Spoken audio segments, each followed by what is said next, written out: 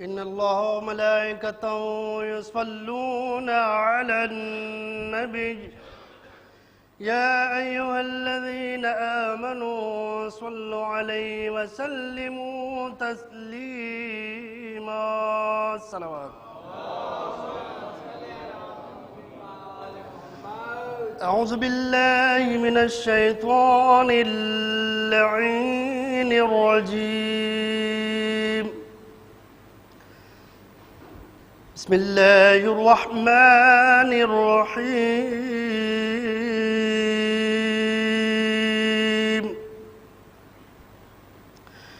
ومن نعمره ننكسه في الخلق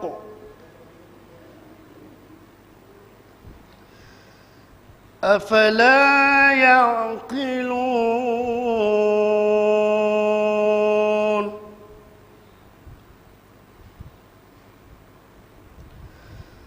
وما علمناه الشعر وما ينبغي له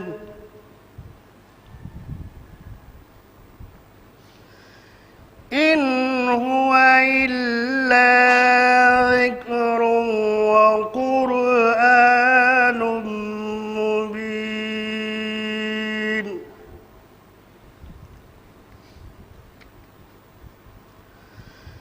لينذر من كان حيا ويحق القول على الكافرين.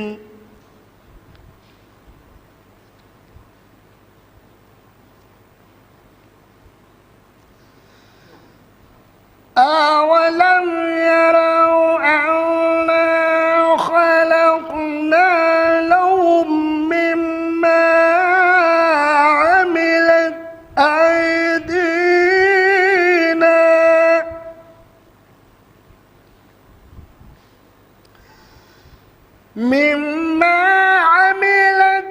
أيدينا أنعاما فهم لها مالكون.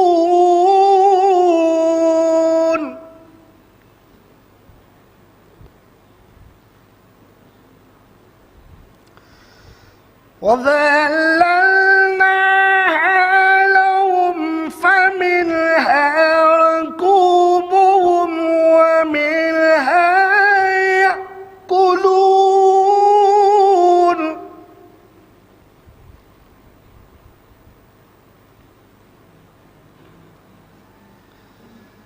ولهم فيها منافع ومشارب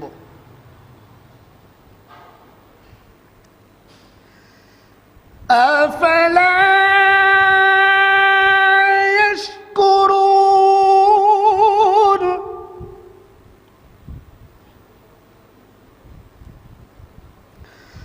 واتخذوا من دون الله آلهة لعلهم ينصرون.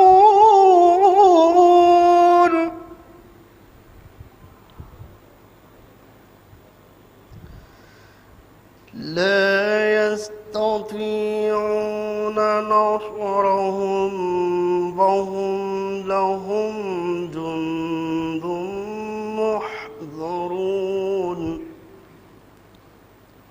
فلا يحزنك قولهم إنا نعلم ما يسرون وما يعلنون. صدق الله العلي العظيم. اللهم صل على محمد وآل محمد. میں گزارش کرتا ہوں افضل سے کیا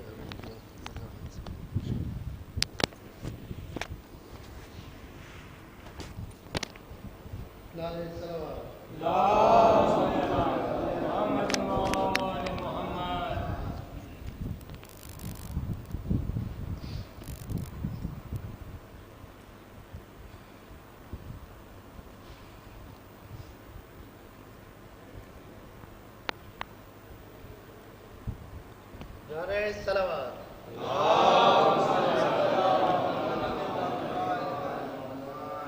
جناب قاسم کے حال کے کچھ فرمائیں. ایک سلوات بھی بلند آواز. پھر جب جناب قاسم میدان میں اترتے ہیں کیا ظالموں سے کہتے ہیں کہ میں عظمتوں کا سویرا ہوں نام قاسم ہے. میں عظمتوں کا سویرا ہوں نام قاسم ہے. مدائے فاطمہ زہرا ہوں نام قاسم ہے. میں عظمتوں کا سویرا ہوں نام قاسم ہے. مدائے فاطمہ زہرا ہوں نام قاسم ہے. شجاعتوں کی تمنا ہوں نام قاسم ہے. تسیم خلد کا پوتا ہوں نام قاسم ہے. شجاعتوں کی تمنا ہوں نام قاسم ہے. تسیم خلد کا پوتا ہوں نام قاسم ہے. کہ کتاب جنگ میں تربین کرنے آیا ہوں. کتاب جنگ میں تربین کرنے آیا ہوں. تمہارے جسموں کو تقسیم کرنے آیا ہوں. کہ کتاب جنگ میں تربین کرنے آیا ہوں. تمہارے جسموں کو تقسیم کرنے آیا ہوں. سنو حیات چھوڑ کے شمشاد لو تو بہتر ہے. حیات چھوڑ کے شمشاد لو تو بہتر ہے. حقیقتوں کو ابھی جان لو تو بہتر ہے. حقیقتوں کو ابھی جان لو تو بہتر ہے. جو کہہ رہا ہوں اسے مان لو تو بہتر ہے. میں کون ہوں؟ شہزادہ کہتا ہے میں کون ہوں؟ مجھے پہچان لو تو بہتر ہے. شجاعتوں کے صحیفوں کا میں نتیجہ ہوں اور یہی بہت ہے کہ عباس کا بھتیجا ہوں. شجاعتوں کے صحیفوں کا میں نتیجہ ہوں. شجاعتوں کے صحیفوں کا میں نتیجہ ہوں اور یہی بہت ہے کہ عباس کا بھتیجا ہوں. سنو گلوں کو تیغ کا پانی پلا کے دم لوں گا. سنو گلوں کو تیغ کا پانی پلا کے دم لوں گا. علی کی یاد جہاں کو دلا کے دم لوں گا. علی کی یاد جہاں کو دلا کے دم لوں گا. چراغ بدھ حسینی جلا کے دم لوں گا. ستمگروں کو جہاں سے مٹا کے دم لوں گا. کیوں اس لیے کہ بہادری کے لیے نقطہ کمال ہوں میں. بہادری کے لیے نقطہ کمال ہوں میں. علی کا نور نظر ہوں حسن کا لال ہوں میں. علی کا نور نظر ہوں حسن کا لال ہوں میں. کہ کہتے ہیں تاک تار نسک آئینہ دکھاؤ اسے کہ ہارنے کی خبر تم ذرا سناؤ مجھے. کہتے ہیں تاک تار نسک آئینہ دکھاؤ اسے کہ ہارنے کی خبر تم ذرا سناؤ اسے. تم ذرا سناؤ مجھے کہاں ہے شام کا مرہب بلا کے لاؤ اسے. نہ آ رہا ہو ڈر رہا ہو گھبرا رہا ہو. نہ آ رہا ہو ڈر رہا ہو گھبرا رہا ہو تو مقصد میرا بتاؤ اسے. نہ آ رہا ہو ڈر رہا ہو مقصد میرا بتاؤ اسے. خدا کے شیر کے جوہر دکھانے آیا ہوں. خدا کے شیر کے جوہر دکھانے آیا ہوں اور آج پھر میں در خیبر اٹھانے آیا ہوں. خدا کے شیر کے جوہر دکھانے آیا ہوں اور آج پھر میں در خیبر اٹھانے آیا ہوں. آخری شعر مضافر میں کہ بدن سے روح کا پانی نچوڑ سکتا ہوں. بدن سے روح کا پانی نچوڑ سکتا ہوں. کتاب جنگ سے والناس لکھ کے آیا ہوں. کتاب جنگ سے والناس لکھ کے آیا ہوں اور میں اپنے بازوؤں پر عباس لکھ کے آیا ہوں. کتاب جنگ سے والناس لکھ کے آیا ہوں. کتاب جنگ سے والناس لکھ کے آیا ہوں. میں اپنے بازوؤں پر عباس لکھ کے آیا ہوں.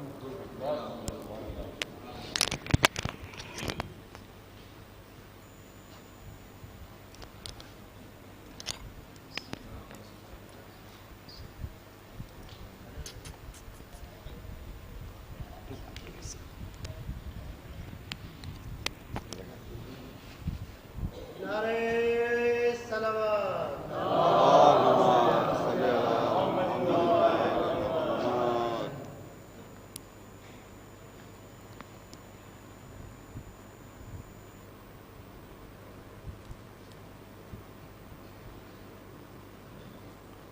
نام لیتا ہوں بہت سوچ سمجھ کر عباس، نام لیتا ہوں بہت سوچ سمجھ کر عباس، ہے میری فکر کی پرواز سے باہر عباس، اس لیے تم کو وفاؤں کا خدا کہتا ہوں، تم نے لکھا ہے وفاؤں کا مقدر عباس، اس لیے گھر میں عزا خانہ سجا رکھا ہے، جانے کس روز چلے آئیں میرے گھر عباس۔ اللہم صلی علی محمد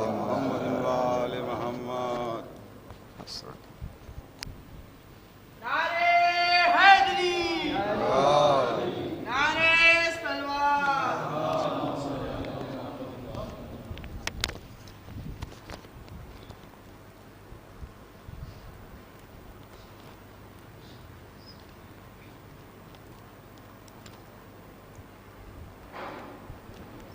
نعرہ صلوات۔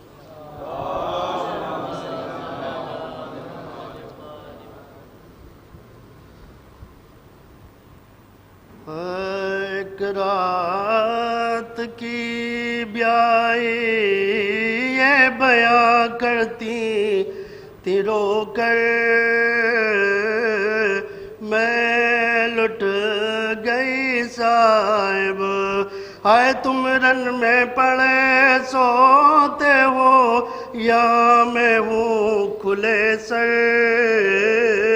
ہائے میں لٹ گئی صاحب، ایک رات کی بیائی یہ بیاں کرتی تھی رو کر،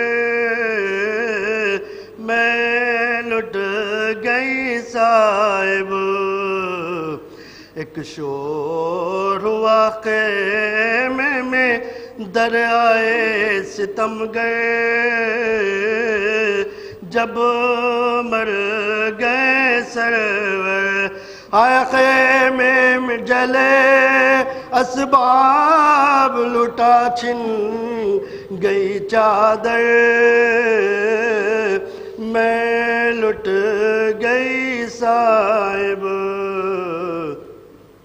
ایک رات کی بیائی یہ بیاں کرتی تھی رو کر، ہائے میں لٹ گئی صاحب، کنگنے کی جنگا ہاتھوں میں اب دوہری رسن ہے،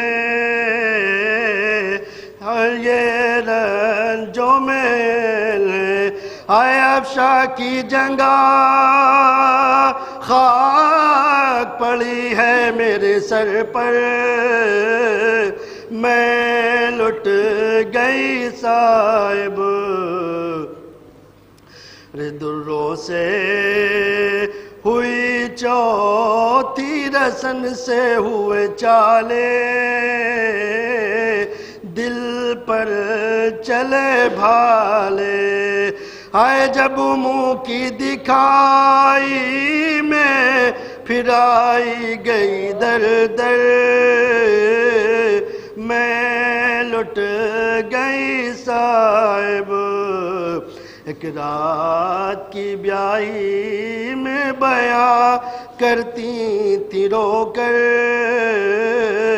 آئے میں لٹ گئی صاحب، اماں نے مجھے آن کے رنڈ سالا پنایا اور سہرا بندھایا، جب چوڑیاں توڑی تو سکن لائی یہ لب پر، ہائے میں لٹ گئی صاحب، ایک رات کی بیائی یہ بیاں کرتی تھی رو کر، میں لٹ گئی صاحب، شادی میں جہاں جاؤں گی سب مجھ سے ڈریں گے، یہ شکوہ کریں گے، ہائے بیوہ ہے یہ سایہ نہ پڑے اس کا دلہن پر، ہائے میں لٹ گئی صاحب، ایک رات کی بیائی یہ بیان کرتی تھی رو کر، ہائے میں لٹ گئی صاحب ایک رات کی۔ ایک نعرہ صلوات،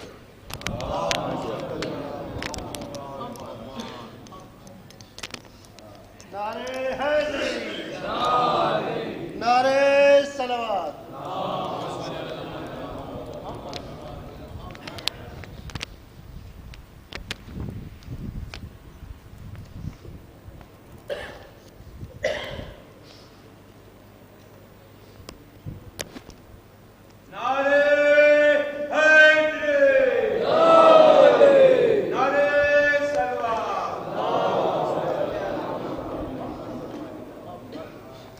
فاتحہ۔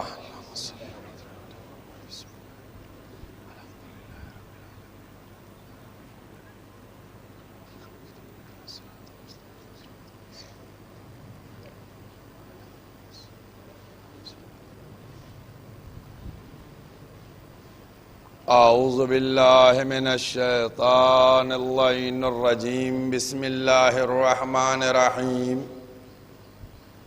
الحمد للہ الذی لا یبلغ مدحتہ القائلون ولا یحصین ماءہ العادون ولا یؤدی حقہ المجتہدون، الذی لا یدرکہ بعد الہمم ولا ینعلہ غوص الفتن، الذی لیس لصفتہ حد محدود ولا نعت موجود ولا وقت معدود ولا عجل ممدود، فطر الخلائق بقدرتہ ونشر الریاح برحمتہ ووطد بالصخور میدان ارضہ، والصلاة والسلام على سید الانبیاء والمرسلین خاتم النبیین، سیدنا الممجد بشیر المسدد نذیر المؤید المصطفی الامجد المحمود الاحمد ابی القاسم محمد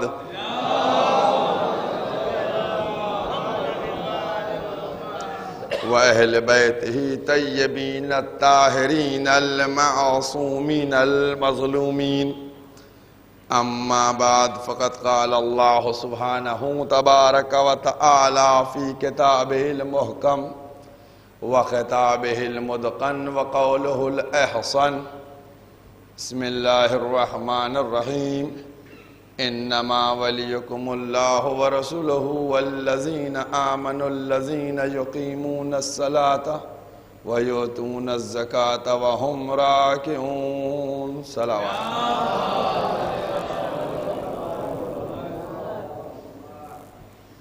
قرآن مجید کے یہ الفاظ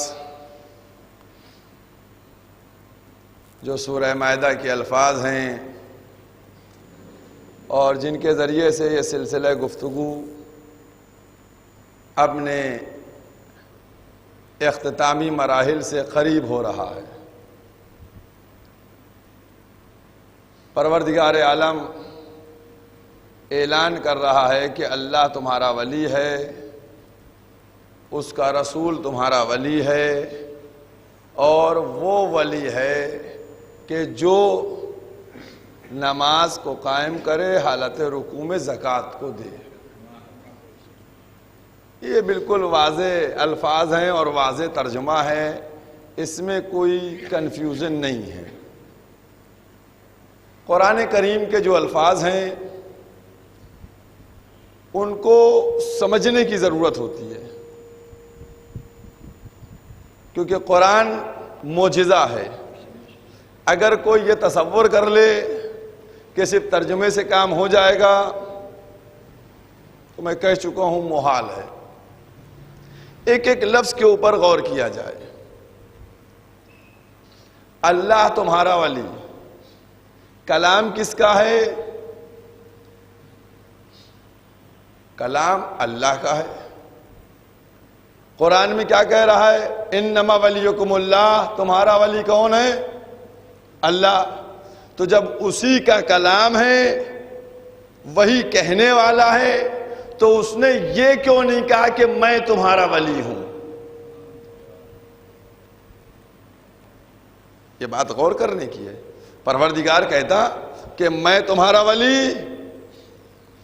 میرا رسول تمہارا ولی، اور وہ کہ جو نماز قائم کرے، رکوع میں زکوٰۃ دے. پروردگار عالم نے اللہ کیوں کہا؟ اسی موقع پہ اور ایک جگہ آپ چلیے اور چل کے دیکھ لیے، اطیعوا اللہ، اللہ کی اطاعت کرو. کہہ دیتا پروردگار کہ میری اطاعت کرو. اللہ کا کلام ہے، سب سمجھ جاتے. بھئی آپ نے اصول یہ دیکھا کہ اگر آپ کوئی ایپلیکیشن لکھتے ہیں، کوئی خط لکھتے ہیں، تو نیچے اپنا نام دے دیتے ہیں کہ بھئی ان کی طرف سے ہے. اوپر یہ نہیں لکھا جاتا ہے کہ میں یہ کہہ رہا ہوں فلانا ابن فلانا. میں کے ذریعے سے اشارہ ہوتا ہے خط کس کا ہے سمجھ لیا جاتا ہے. تو اسی طریقے سے یہاں پر بھی پروردگار کہہ دیتا کہ میں تمہارا ولی، میری اطاعت کرو. یہ میں کی جگہ اللہ کیوں کہا؟ یہ ایک بات آپ کے سامنے میں نے رکھی ہے. مثلا میں کسی سے کوئی بات کہہ رہا ہوں یا لکھ رہا ہوں تو کہتا ہوں میں سیف عباس. کیا مطلب ہے؟ جب میں کہہ رہا ہوں تو مجھے نام لینے کی ضرورت نہیں ہے، بھائی اتنا کافی ہے. میں یہاں پر کیوں ہوا؟ اگر آپ غور فرمائیے تو اگر پروردگار عالم یہ کہتا کہ میں تمہارا ولی، میری تم اطاعت کرو، تو ہر انسان یہ کہتا کہ اس نے اپنی اطاعت کروا لی، اپنی ولایت کروا لی. لہذا خالق نے کیا کہا؟ اللہ کی اطاعت کرو، اللہ تمہارا ولی ہے. یہ اللہ کے معنی کیا ہیں اس کو سمجھنے کی کوشش کیجئے. خدا معبود، وہ خالق ہے. اب حنان، منان، دیان، مستعان، جلیل، جمیل، وکیل، کفیل، قہار، جبار، رازق، کریم، رحمان، یہ جتنی صفات ہیں نا، میں نے کتنا ٹائم لیا؟ ابھی تو 10-12 میں نے کہیں تھی. کتنی صفتیں اللہ کی؟ 99. اب جب آپ ان کو کہنا شروع کیجئے گا تو کتنی دیر لگے گی؟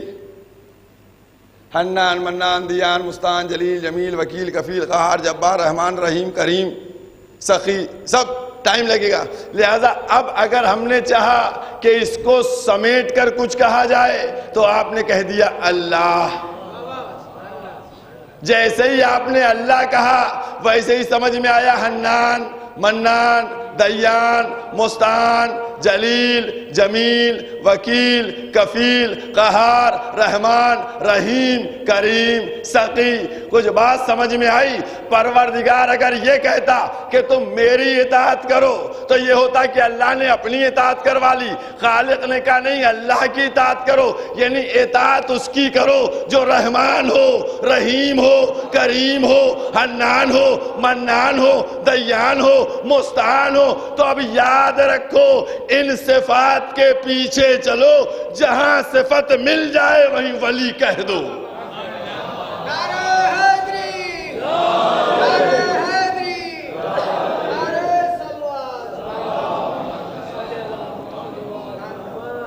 صفات کے پیچھے چلو، یہ صفتوں کے پیچھے چلتے رہو.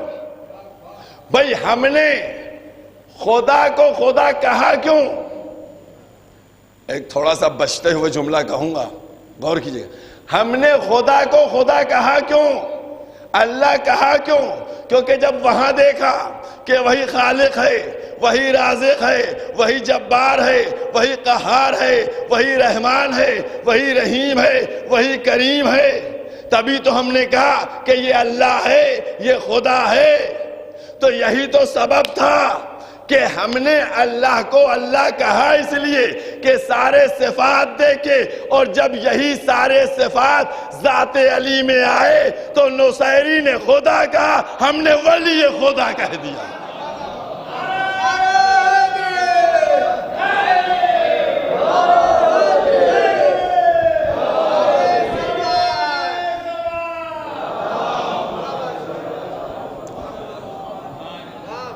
اس صفات کا اتباع کیجئے.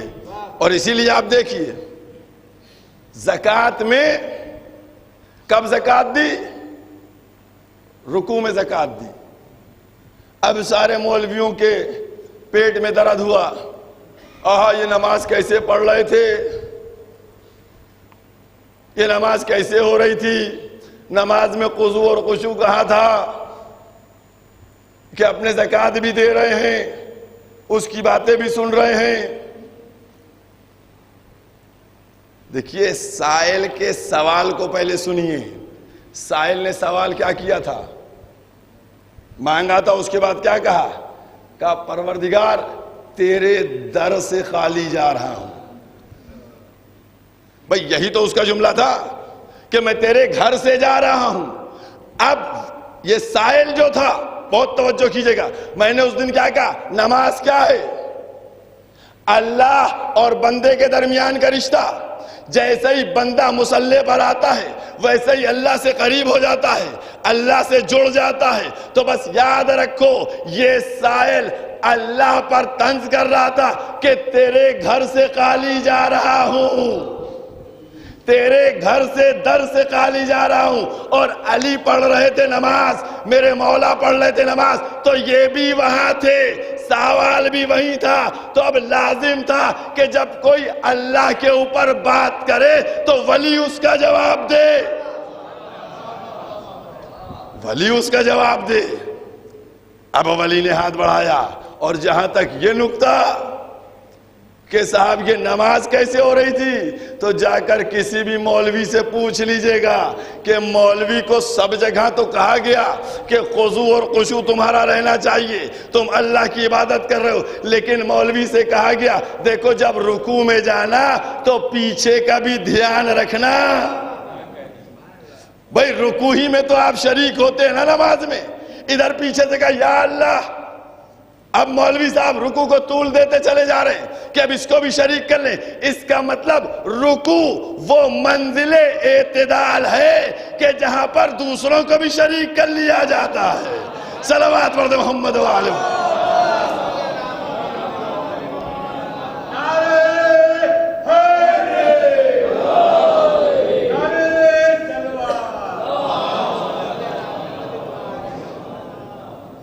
وہاں شریک کیا.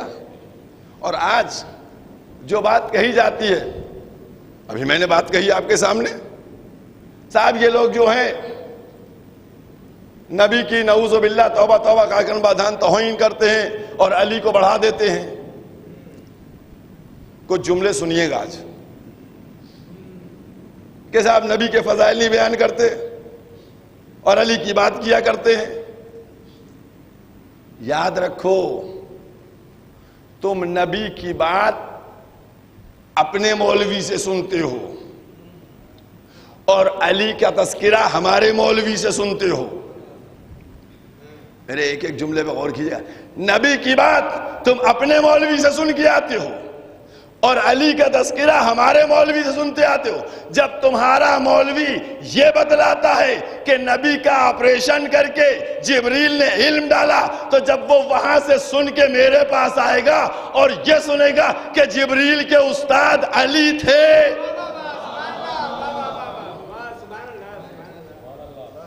تو اب اس کو کہے گا ہے نبی کی عظمت گھٹا دی، علی کو بڑھا دیا.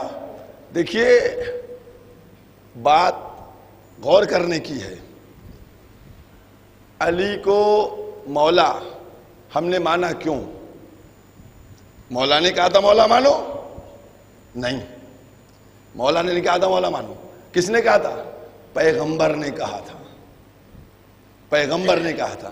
تو یاد رکھو، ہم زور سے علی کو مولا کہہ کر پیغمبر کی اطاعت کا ثبوت پیش کرتے ہیں کہ ہم اپنے نبی کی اطاعت کرتے ہیں کہ علی مولا ہیں، علی مولا ہے، ہم اس کا ثبوت پیش کرتے ہیں. اور تم علی کو مولا نہ کہہ کر یہ پیغمبر کی نافرمانی کا ثبوت پیش کرتے ہو، کیونکہ پیغمبر نے کہا تھا علی کو مولا اور تم نہیں مانتے، یعنی تم نافرمان نبوت ہو، نافرمان پیغمبر ہو، نافرمان محمد ہو، اور ہم اطاعت گزار پیغمبر و رسول ہیں. یہ عظمت ہے. پرابلم صرف اتنی ہے کہ تم نے نبی کو جانا اور سمجھا غیروں سے. نبی کو جانا اور سمجھا غیروں سے. ہم نے نبی کو جانا اور سمجھا گھر والوں سے. میں نے کہا نہیں آج میں کچھ جملے بولوں گا آپ سے، کچھ جملے سنیے گا. بھائی آج بہت ایک چھوٹی سی بات کر رہا ہوں، چھوٹی سی بات. پیغمبر کی ولادت کب ہوئی؟ بہت چھوٹی سی بات کر رہا ہوں. اختلاف ہے، اختلاف ہے نہیں ہے، اختلاف ہے. اب آپ یہ بتائیے کہ بچہ میرے گھر میں پیدا ہوا، بچہ میرے گھر میں پیدا ہوا اور تاریخ ولادت پوچھو پڑوسی سے. بھائی بچہ میرے کیا ہوا اور ولادت کی تاریخ پوچھ رہے پڑوسی سے، تو بتاؤ صحیح معلوم ہوگی یا غلط معلوم ہوگی؟ بھئی اگر تمہیں تاریخ ولادت پوچھنا ہے تو گھر والوں سے پوچھو، باہر والوں سے مت پوچھو کہ صاحب نبی کب پیدا ہوئے.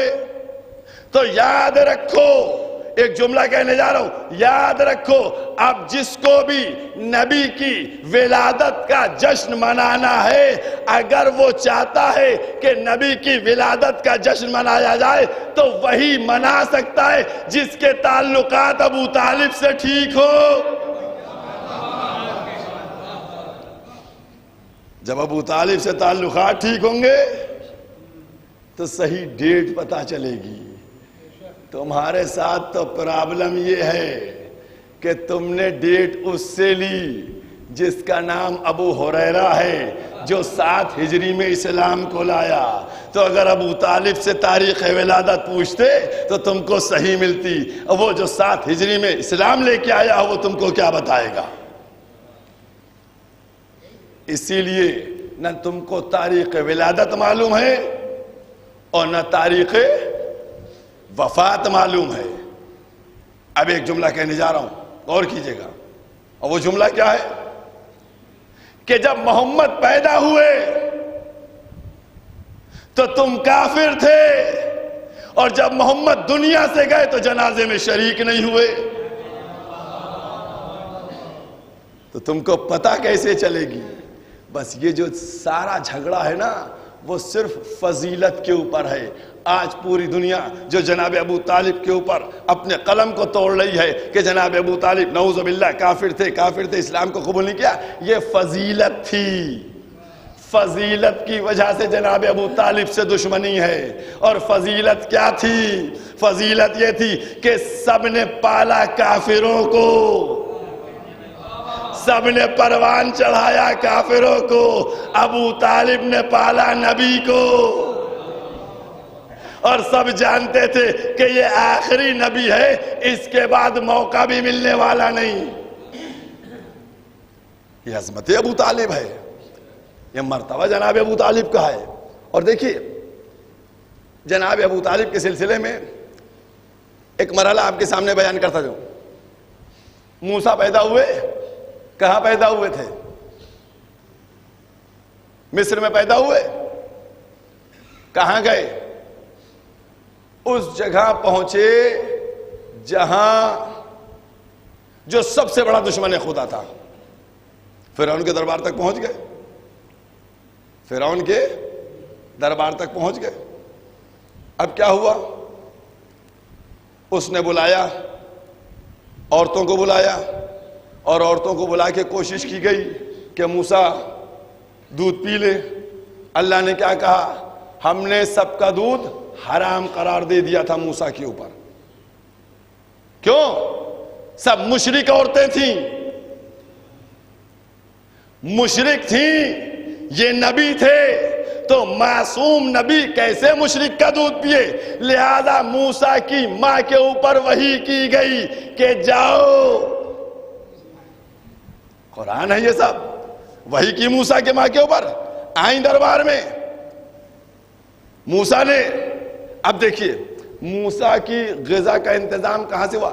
اب دو عورتیں ہو گئیں، ایک آسیہ ہیں جو موسیٰ کو پال رہی ہیں، اور ایک مادر موسیٰ جو ان کی غذا کا انتظام کر رہی ہیں۔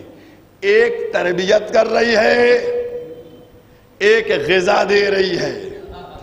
دو عورتیں ہیں نا، موسیٰ کو مل کر پال رہی ہیں، ایک تربیت کرتی ہے، ایک غذا دیتی ہے۔ تربیت کرنے والی وہ عورت ہے جو سب سے بڑے دشمن خدا کی بیوی ہے، فرعون کی بیوی آسیہ، وہ تربیت کر رہی ہے۔ اب آپ غور کر کے بتائیے کہ آسیہ نے تربیت کی، اب ان دونوں موسیٰ کی تربیت کرنے والی اور غذا دینے والی ان دونوں بیویوں کا قرآن میں تذکرہ ہے یا نہیں ہے؟ جس نے پالا، تربیت کی، غذا دی، سب تذکرہ قرآن میں موجود ہے۔ تو مسلمانوں تم بتاؤ، جو موسیٰ کو پالے اس کا تو قرآن میں تذکرہ ہو، اور جو فقر موسیٰ کو پالے۔ اب ایک بات کہتا چلوں کہ بھائی یاد تو کرو، بھائی موسیٰ کو کس نے پالا تھا؟ آسیہ نے پالا تھا۔ میں نے اس دن سورہ تحریم کا حوالہ دیا تھا نا، نبی کی زوجہ سے، یہی تو بات کہنا چاہ رہا ہوں۔ نبی کی زوجہ کس کے لیے مثال بنی؟ نبی کون؟ اللہ کا نبی، جناب نوح، جناب لوط، اللہ کے نبی معصوم۔ ان کی بیویاں جو ہیں وہ کافروں کے لیے نمونہ عمل بنی، کافروں کے لیے۔ اور یہ کافر کی بیوی، فرعون کی بیوی آسیہ کس کے لیے نمونہ عمل بنی؟ مومنوں کے لیے۔ فرعون کی بیوی آسیہ جو کافر کی بیوی تھی، وہ مومنوں کے لیے نمونہ عمل بنی۔ اب مسلمانوں سے سروں پہ قرآن رکھ کے قسم کھلواؤ کہ آسیہ نے کب کلمہ پڑھا؟ بھائی آسیہ نے کب کلمہ پڑھا؟ جا کر دیکھیے گا، میں تو اسی لیے قرآن کی بات کرتا ہوں، قرآن میں جا کر دیکھیے گا۔ قرآن کریم میں 66 نمبر سورہ ہے، سورہ تحریم، اس کی آیت دیکھیے گا، زیادہ آیتیں نہیں ہیں، اس میں 11 یا 12 آیتیں ہیں، اور یہ دونوں مسلسل آیتیں ہیں۔ ادھر جناب نوح اور جناب لوط کی بیوی کا تذکرہ ہے، اسی سے ملا ہوا جناب آسیہ کا تذکرہ ہے۔ کیا ہوا؟ ان کو تو میں نے اس دن کہا تھا جنت میں بھیجا گیا نا، نبیوں کی بیویوں کو جنت میں بھیجا، جہنم میں بھیجا گیا۔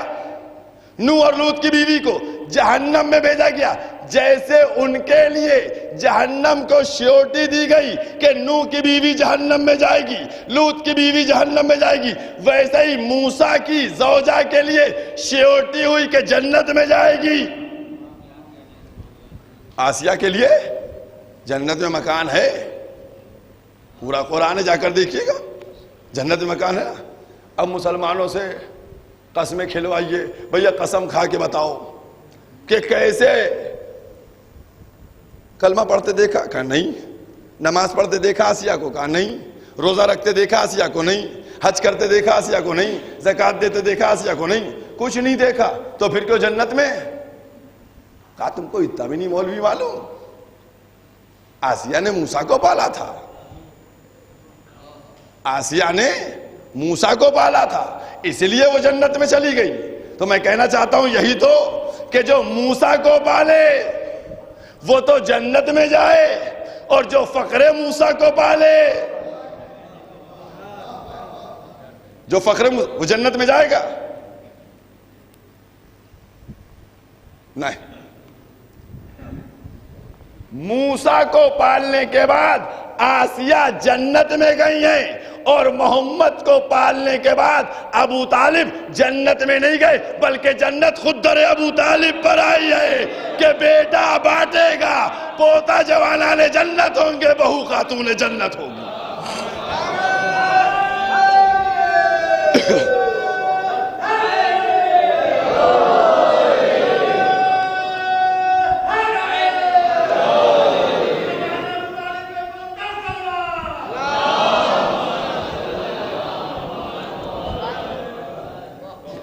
عظمت جناب ابو طالب ہے. مرتبے کو سمجھنے کی ضرورت ہے، اور جب تک مرتبے کو نہیں سمجھا جائے گا جناب ابو طالب کو، بھئی سب نے دیکھا بستر بدل رہے ہیں، کیوں بستر بدل رہے ہیں؟ کہا جان بچانا تھی اس لیے بستر بدل رہے تھے. میں نے کہا اچھا جان بچانا تھی اس لیے بستر بدل رہے تھے؟ کہنے جی ہاں. تو میں نے کہا ان کے اوپر جبریل نے آگے وحی کی تھی؟ ابھی تو اعلان نہیں ہوا تھا، ان کو کیسے پتا چلا کہ یہ نبی ہیں، یہ رسول ہیں، لہذا ان کی جان بچائی جائے؟ کہا آپ کو نہیں معلوم واقعہ؟ میں نے کہا مجھ کو نہیں معلوم، بتائیے کیا واقعہ ہے؟ کہنے لگے اصل میں واقعہ یہ ہے کہ پیغمبر جو ہیں ابو طالب کے ساتھ شام کے سفر پہ تھے، اور وہاں ایک راہب سے ملاقات ہوئی. اس راہب نے بتایا کہ یہ نبی ہوگا بچہ.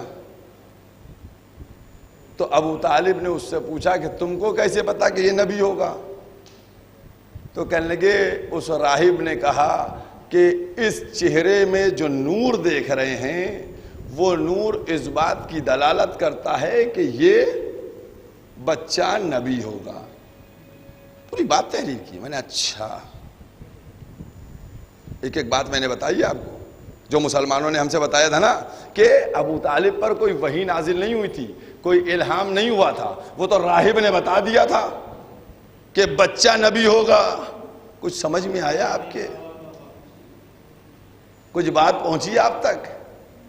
یہی تو مجھے شکوہ ہے، یہی تو مجھے صدمہ ہے کہ وہ راہب تھا، غیر مسلم تھا، اس نے 12 برس کے سن میں آثار نبوت دیکھ لیے، آپ کو 40 برس کے بعد نظر آئے کہ جب آپریشن کروایا گیا، علم دیا گیا، آپ اب تک یہ کہتے ہیں وہ نوری نہ تھے، وہ کب سے کہہ رہا ہے کہ یہ نوری تھے؟ صلوات پڑھ دیں محمد و آل محمد.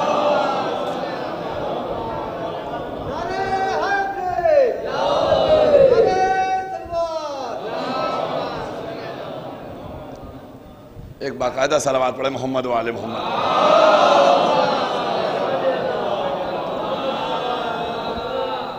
یہ عظمت ہے جناب ابو طالب. اور یاد رکھیے کہ جناب ابو طالب سے میں نے بھی کیا کہا تھا کہ بستر بدلتے تھے. اب ہو رہا ہے تذکرہ تو کچھ 2-4 دقیقے جناب ابو طالب ہی کا تذکرہ ہو جائے. بستر بدلتے تھے، ہیں کس کو ہٹاتے تھے؟ کس کو ہٹاتے تھے؟ بھتیجے کو ہٹاتے تھے. کس کو لٹاتے تھے؟ بیٹے کو لٹاتے تھے. کچھ بات سمجھ میں آ رہی ہے؟ دیکھیے، قربان کرنے کے لیے ہر انسان جو سب سے کم چیز ہوتی ہے وہ پہلے قربان کرتا ہے. بہت توجہ کیجئے گا، 2 دقیقے. آپ سے کہا گیا دولت دے دو یا جان دے دو، کیا دیجئے گا؟ دولت دیں گے. آ گئی آواز نیچے سے، دولت دے دی جائے گی، لے جاؤ دولت، جان بخش دو. اب اس سے کہا کہ جان دے دو، جان دے دو یا بیٹا دے دو، جان دو یا بیٹا دو؟ تو کہے گا ہم جان دے دیں گے، بیٹا نہیں دیں گے، ہے نا؟ اب اس سے کہا گیا کہ بیٹا دے دو یا ایمان دے دو، کیا دے گا؟ بیٹا دو یا ایمان دو، کیا دے گا؟ آئی تھی آواز بیٹا، سمجھ میں آ گئی بات؟ دیکھیے آپ ہی نے بتا دیا کہ جب مانگا جائے کہ ایمان دے دو یا بیٹا دو تو ہر ایک کہے گا کہ بیٹا لے لو، ایمان نہیں دوں گا۔ سمجھ میں آئی کچھ بات؟ ابو طالب بھتیجے کو بچاتے تھے، بیٹے کو لٹاتے تھے۔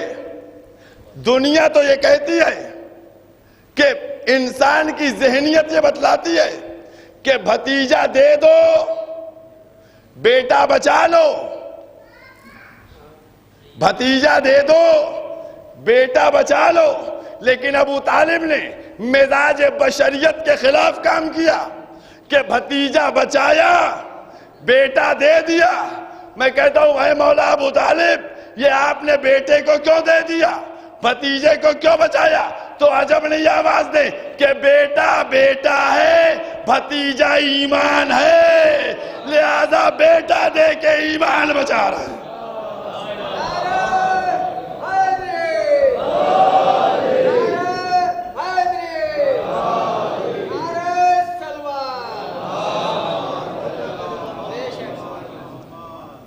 یہ عظمت ابو طالب ہے۔ اور میں نے کیا کہا؟ پروردگار عالم نے جناب ابو طالب کے ایک ایک عمل کو بتائیے۔ جیسے مصلی سب پہنچے تھے شب ہجرت، حیات ابو طالب میں کبھی ایسا ہوا نہیں۔ قرآن سے بات کروں، ایک صلوات پڑھیے محمد والے محمد۔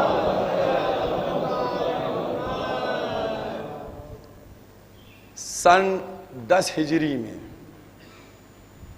جب پیغمبر کی واپسی کے کتنے دن بچے؟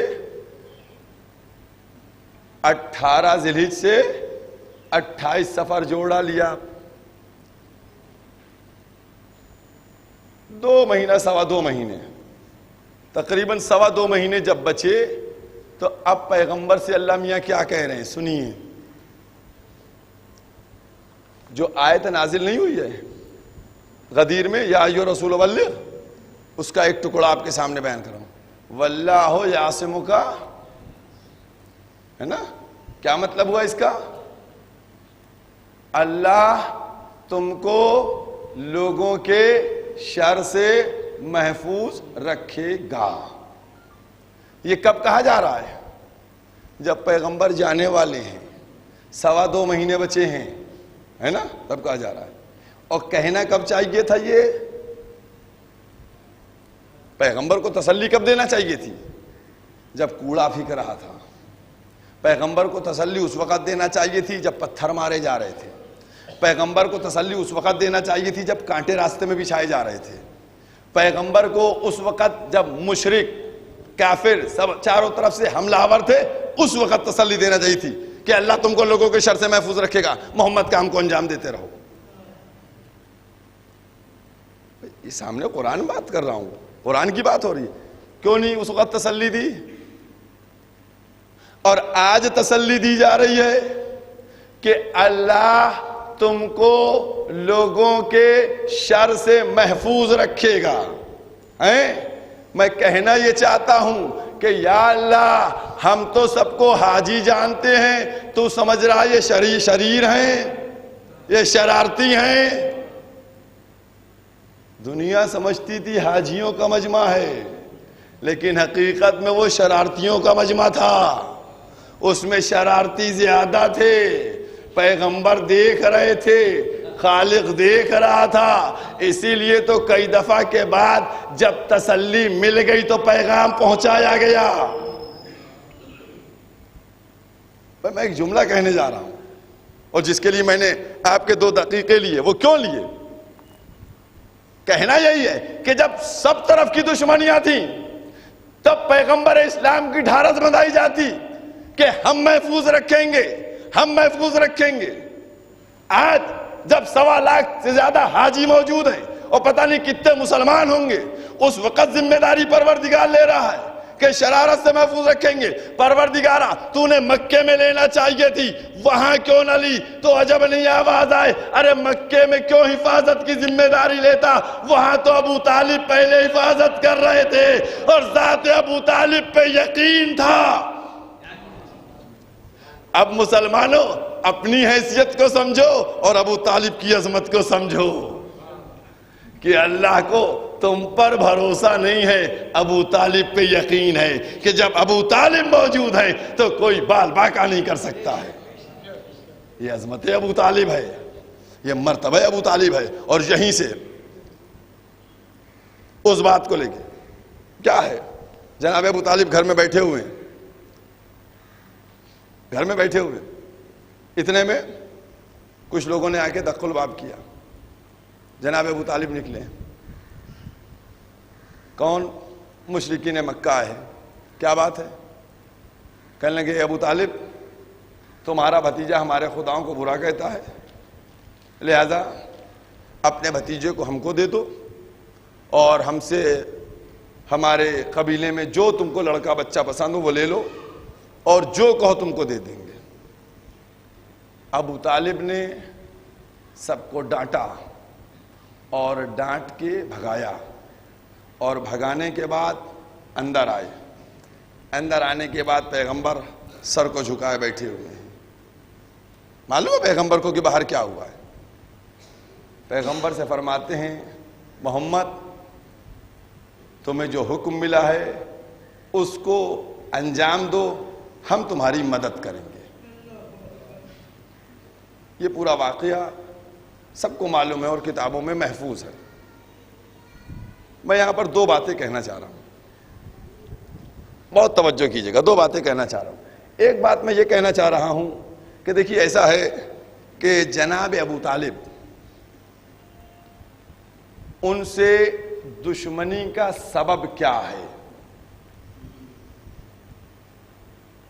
ان سے دشمنی کا سبب کیا ہے یہ آپ غور کیجئے.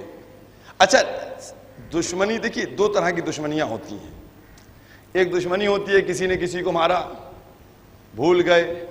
کچھ چیزیں ہوتی ہیں جو لکھ جاتی ہیں اور جن سے لگتا ہے کہ بہت بری, جس کو آپ اپنے اردو زبان میں کہتے ہیں کہ بہت بری لگ گئی ہے, تو وہی لگتا ہے یہاں. چونکہ پورے تاریخ کو چھان ڈالیے, سارے مورخین نے قلم کو صرف اس بات پہ توڑ دیا کہ ابو طالب کافر تھے, ابو سفیان مسلمان تھا.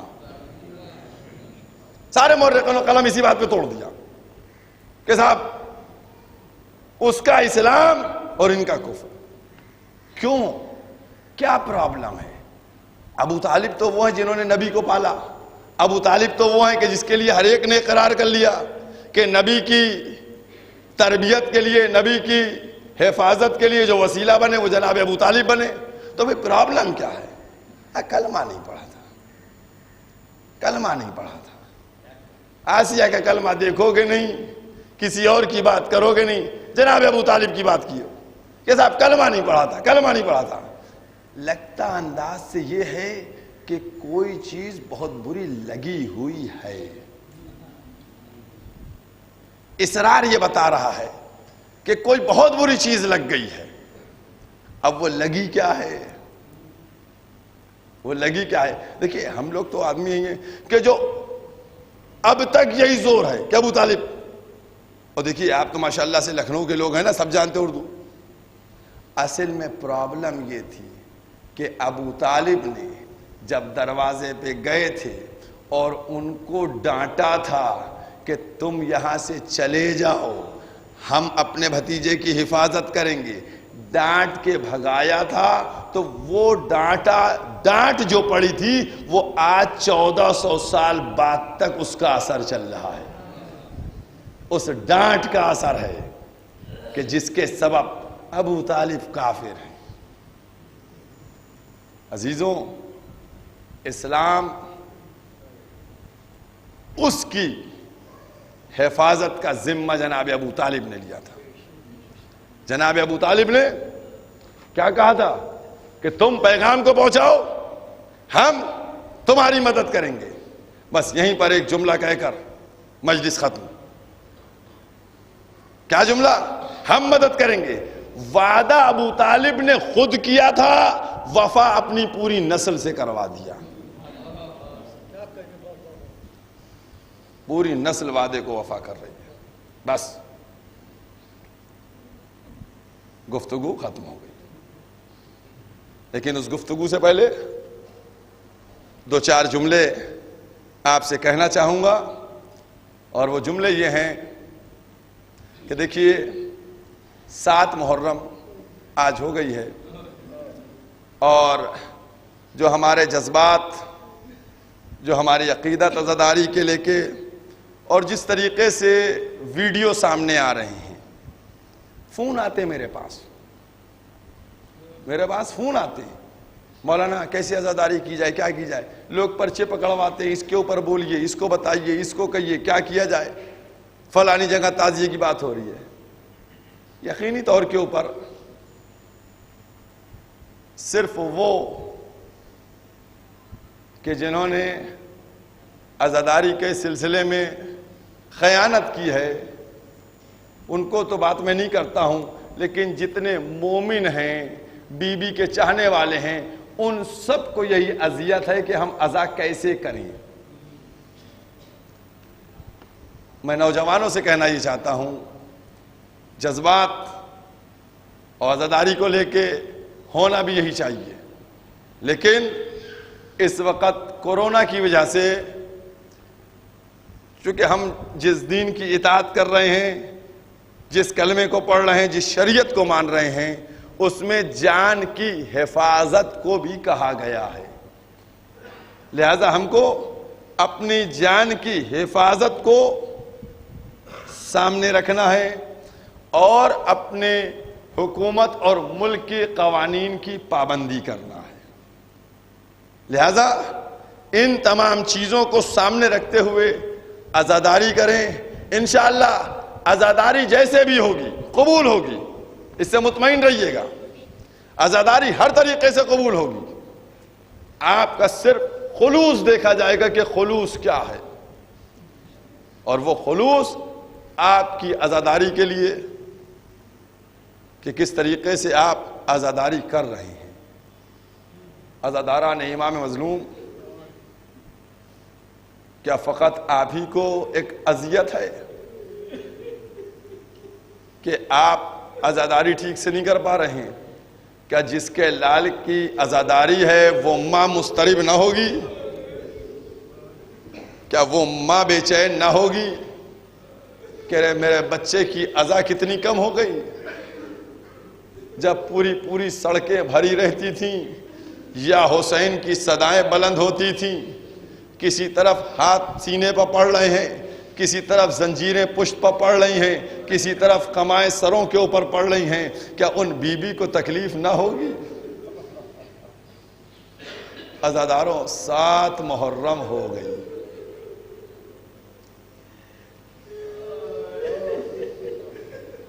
آج کی تاریخ معلوم ہے آپ کو؟ 7 محرم وہ تاریخ ہے کہ جس دن سے قیام حسینی میں پانی کا قحط پڑ گیا. بندش آب نہیں ہے 7 محرم، قحط آب ہے 7 محرم. قحط پڑ گیا. العطش کی صدائیں بلند ہونے لگی. ایک اہمیت، خصوصیت یہ ہے کہ بچے پیاس کی شدت سے تڑپنے لگے. لیکن عزاداروں، آج تم کو پرسہ دینا ہے. کس کو پرسہ دینا ہے؟ ایک یتیم بچے کا پرسہ اس کی بیوہ ماں کو دینا ہے. اس کو کہوں یا اس دلہن کو پرسہ دینا ہے جس کا ابھی وصیت پہ عمل کرتے ہوئے عقد ہوا ہے. ذہن آپ کے پہنچ گئے. کیونکہ بہرحال آج سے ساری مجلسوں میں تاخیر ہو جاتی ہے. 7 محرم اور 8 محرم سب تاخیر ہونے لگتی ہے مجلسوں میں. لہذا بالکل مطمئن رہیے گا. مصائب میں نہیں کروں گا کمی. عزاداروں، یتیم کا ماتم ہے نا. عزاداروں، شب عاشور جب امام حسین نے شہادت نامہ پڑھا اور اس میں سب کے نام لیے کہ فلاں شہید ہوگا فلاں شہید ہوگا، شہزادے قاسم کا نام نہیں آیا.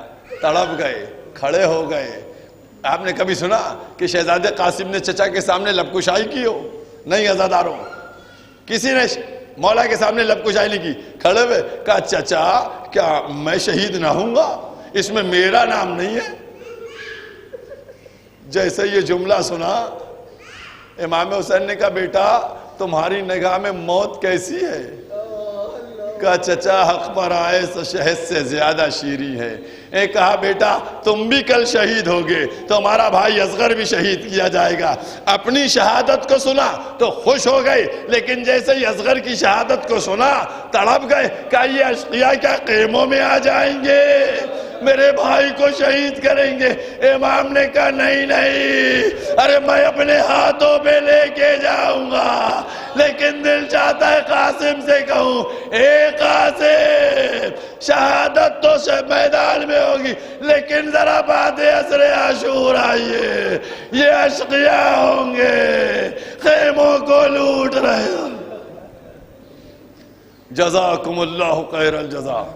بس عزاداران امام مظلوم، شب عاشور ہر ماں اپنے بچے کو لیے ہوئے بیٹھی ہوئی ہے. ساری مائیں اپنے بچے کو سمجھاتی ہیں دیکھو تم کو ہمیں سرخرو کر دینا ہے، دیکھو تمہیں ہمیں سرخرو کر دینا ہے، دیکھو ہمیں شہزادی کے سامنے سرخرو کر دینا ہے. صبح عاشور نمودار ہوئی. کبھی جناب زینب اپنے بچوں کو لے کر پہنچیں، کبھی بیوہ مسلم اپنے بچوں کو لے کر پہنچیں. ہر ایک پہنچ رہی. جناب قاسم جاتے ہیں. کہا چچا ہم کو مرنے کی اجازت دے دیجئے، چچا ہم کو مرنے کی اجازت دیجئے. امام حسین قاسم کو دیکھتے ہیں. کہا تم تو میرے بھائی کی نشانی ہو، تم کو مرنے کی اجازت نہیں دیں گے. جناب قاسم آ جاتے ہیں، بیٹھ جاتے ہیں، سر کو جھکائے رہتے ہیں، سر اپنے دونوں زانوؤں پہ دیے ہوئے بیٹھے ہیں. ایک دفعہ قاسم کا ہاتھ بازو پہ پہنچتا ہے. بس جیسے ہی بازو سے ہاتھ ٹکرایا یاد آ گیا بابا نے ایک تعویذ باندھا تھا کہ جب کوئی سخت وقت پڑے تو اس تعویذ کو کھول لینا. اے عزادارو ذرا قاسم کا جذبہ تو دیکھیے. پانی بند ہو گیا لیکن سخت وقت نہیں ہے، کھانا نہ ملا لیکن سخت وقت نہیں ہے، لیکن جب شہادت کی اجازت نہ ملی تو سخت وقت سمجھ لیا. اب جو بازو سے تعویذ کو کھولا تو کیا لکھا ہوا تھا؟ اے میرے لال قاسم وہ وقت آئے گا کہ جب میرا بھائی تمہارا چچا نرغ عادہ میں گھرا ہوگا، اس وقت میں تو موجود نہ ہوں گا، لیکن میری طرف سے تم اپنی جان کو قربان کر دینا اور دیکھو میرے بھائی کی ہر مصیبت میں شریک رہنا. جزاکم اللہ جزاکم اللہ. عزاداروں یہ جملہ تھا میرے بھائی کی ہر مصیبت میں شریک رہنا. جناب قاسم نے اس خط کو لیا. لینے کے بعد تیز رفتاری سے چچا کے سامنے آئے. اب چچا کے سامنے کچھ بولتے نہیں ہیں. امام حسین کے سامنے پہنچے. کم سن قاسم ایک دفعہ اپنے ہاتھوں پہ اس خط کو رکھ کے چچا کے سامنے پیش کر دیا. جیسے ہی امام حسین نے خط لیا اب جو کھولا بھائی کی تحریر نظر آئی. آنکھوں سے لگایا، بوسہ دیا، پڑھنا شروع کیا. جیسے ہی بھائی کے خط کو پڑھا تاریخ نے لکھا قاسم کو گلے سے لگایا، گریہ کرنا شروع کر دیا، رونا شروع کر دیا. اے میرے لال قاسم جب بھائی کی زیارت کا مجھ اشتیاق ہوتا تھا تو تمہاری زیارت کر لیتا تھا. جزاکم اللہ. عزاداروں یہ عظمت. ایک دفعہ جناب قاسم آنسوؤں کو پوچھا. قاسم کا ہاتھ پکڑا اور قاسم کا شہزادے قاسم کا ہاتھ پکڑ کے خیمے کے اندر آئے. آنے کے بعد شہزادی زینب سے کہا پوچھو کوئی قاسم کا لباس موجود ہے؟ کہا کوئی قاسم کا لباس موجود نہیں ہے. کہا میرے بھائی کا تبرکات کا صندوقچہ لاؤ. تبرکات کا صندوقچہ آیا. اس میں سے امام حسن کی قبا نکالی گئی، امامہ نکالا گیا. قاسم کو اب دولہا بنایا گیا. امام حسین نے کیا کہا تھا اے قاسم اگر تم سے تمہارے بابا نے وصیت کی ہے تو مجھ سے میرے بھائی نے بھی وصیت کی تھی، میں اس وصیت کے اوپر عمل کر رہا ہوں۔ کیا وصیت تھی؟ کہ قاسم کا عقد کبریٰ کے ساتھ ہو، قاسم کا عقد کبریٰ کے ساتھ ہو۔ اس کے بعد عقد کیا ہوا؟ عقد ہو گیا، جناب عباس خیمے سے باہر، امام حسین خیمے سے باہر، جناب زینب بیٹھی ہیں، جناب فروہ بیٹھی ہیں، جناب قاسم ہیں، اور اس کے بعد جناب کبریٰ بیٹھی ہیں۔ ایک دفعہ جناب قاسم اپنی پھوپھی اور ماں کی طرف مخاطب ہوئے، کہا چچا نے اپنی وصیت کو پورا کر دیا، اب ہم بابا کی وصیت پورا کرنے جا رہے ہیں، لہذا آپ دونوں کے حوالے۔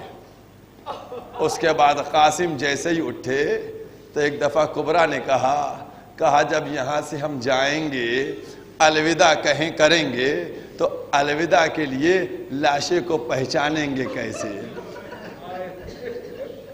اے قاسم ہم آپ کے لاشے کو پہچانیں گے کیسے؟ ارے کوئی تو علامت دے دیجئے۔ ایک دفعہ قاسم نے کہا کہ اگر لاشے کو پہچان لینا تو خدا حافظ کر لینا، ورنہ ابا کا دامن پھاڑا، ایک پارچہ دے دیا، کہا اگر لباس بچ جائے تو میرے لاشے کو پہچان لینا۔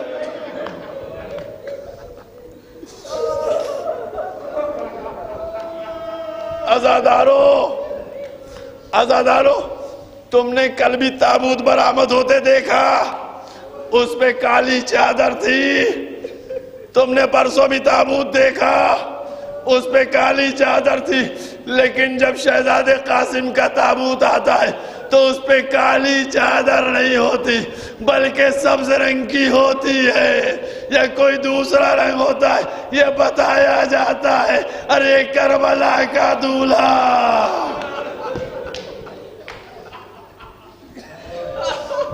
جزاکم اللہ خیر الجزا۔ بس عزاداران امام مظلوم، جناب قاسم خیمے سے باہر نکلے، اور خیمے سے باہر نکلنے کے بعد چچا نے دیکھا امام حسین نے پھر گلے سے لگایا، اور گلے سے لگانے کے بعد پہلے گھر میں دولہا بنایا تھا عقد کے لیے، خیمے میں دولہا بنایا تھا عقد کے لیے، اب میدان کے لیے سنوار رہے ہیں۔ گریبان کو چاک کر دیا، امامے کی دونوں طرف سے پارچے دونوں تحت الحنک لٹکا دیں، اور اس کے بعد جناب قاسم کو رخصت کیا۔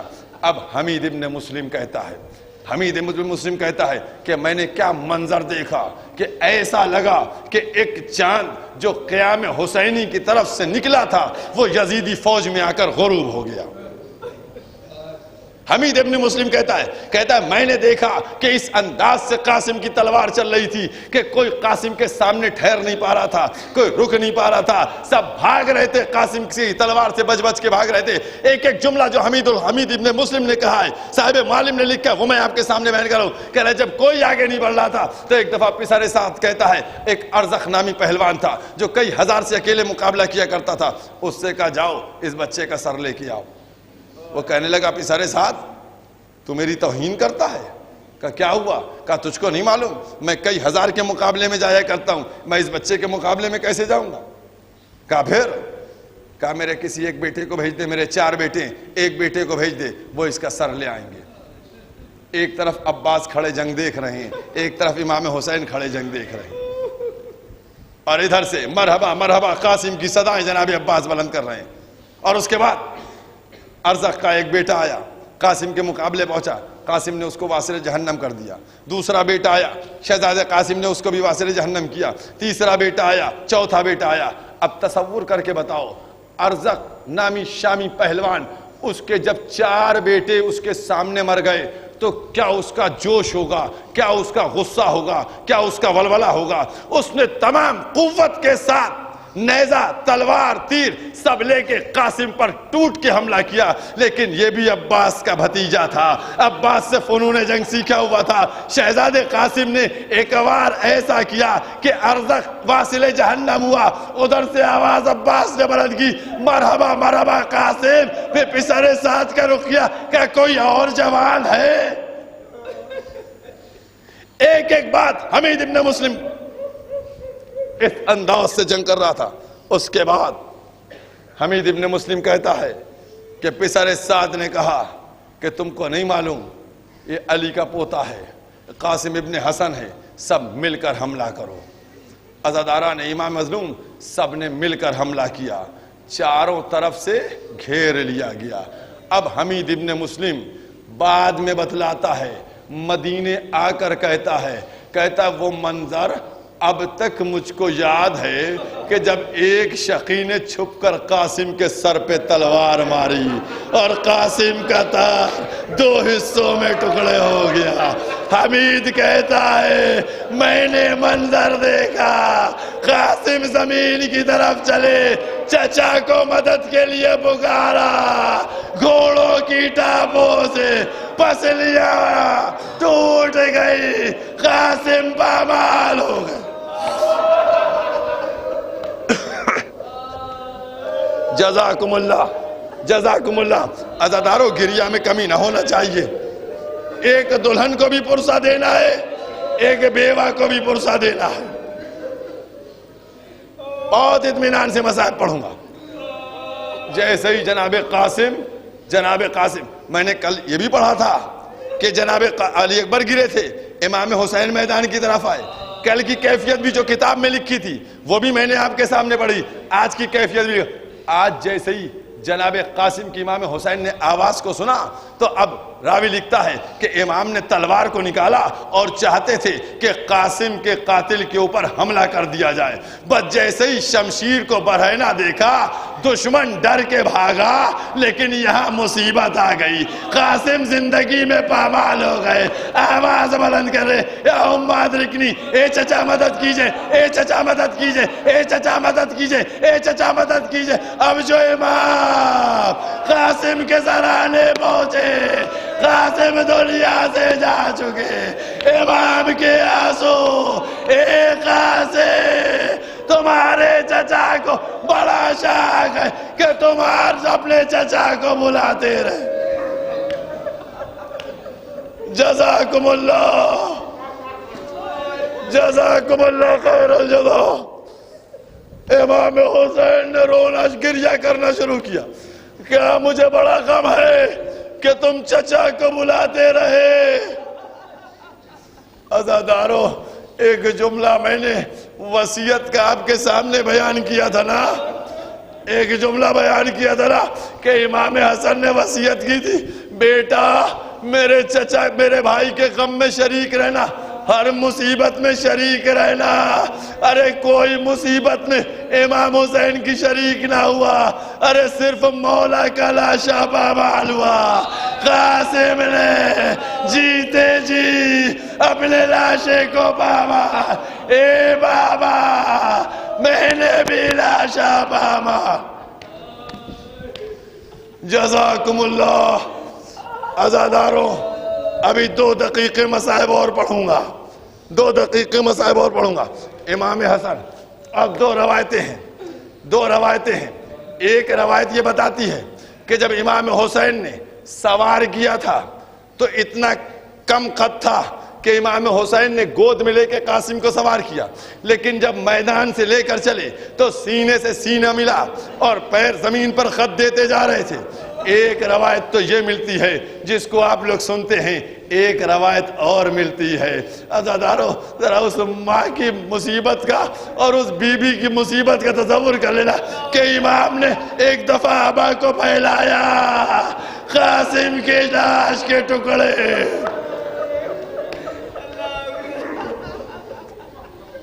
جزاکم اللہ۔ امام کیسے لے کے چلے ہم کو نہیں معلوم۔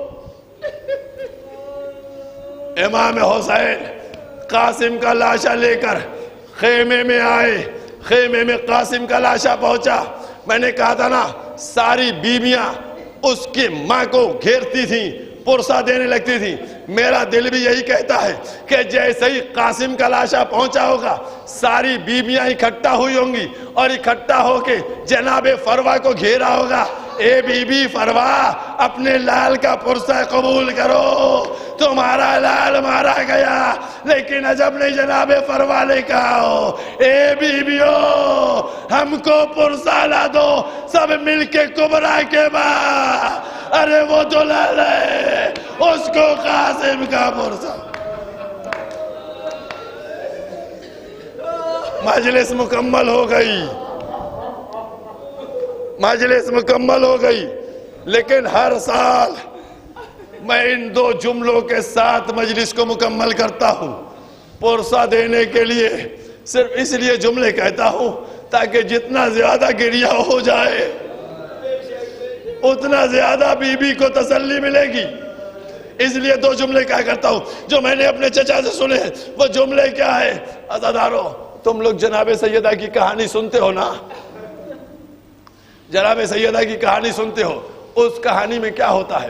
اس کہانی میں ہوتا ہے کہ جب یہودی کے ہاں جناب زینب جناب سیدہ شادی میں جاتی ہے نا تو یہودی کے ہاں دلہن مر جاتی ہے اور 500 عورتیں بے ہوش ہو جاتی ہیں، یہی تو سنتے ہو نا کہ دلہن مر گئی 500 یہودی عورتیں بے ہوش ہو گئی ہے نا، یہ جملہ سنتے ہو نا؟ تو اب میرا دل کہتا ہے کہ جیسے ہی قاسم کا لاشا پہنچا ہوگا تو عجب نہیں بی بی کبرا نے مدینے کا رخ کیا۔ اے دادی فاطمہ زہرا آپ نے ایک دفعہ دلہن کو زندہ کیا تھا، آج کربلا آ جائیے، ایک دولہا مر گیا اس کو زندہ کر دیجئے۔ وا قاسمہ وا قاسم ماتم شروع ہو گیا۔